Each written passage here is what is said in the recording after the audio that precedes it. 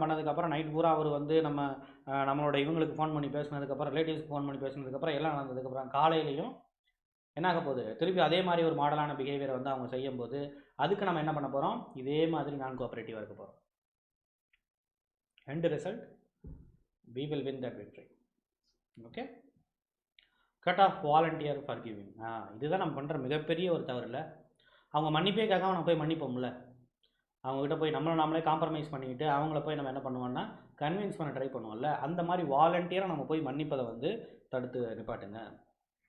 அப்படின்னா என்ன அர்த்தம், அவங்களா மன்னிப்பு கேட்குறான்னு நம்ம மன்னிப்புறதுங்கிறது வேறு, அவங்க மன்னிப்பு கேட்க மாட்டாங்கிறது தெரிஞ்ச விஷயம் தானே.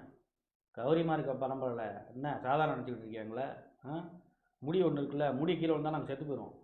முடி கீழே வந்தால் செத்தே வருவியா? ஆமாம், அப்புறம் கௌரிமான்னா அப்புறம் யார் அப்படிப்பட்ட ஆளு அப்படின்னு. ஆனால் வெளியில் போய் எல்லாம் செருப்படி வாங்குறதெல்லாம் அதுக்கப்புறம் தான் தெரியும், அது வேற கதை இல்லையா.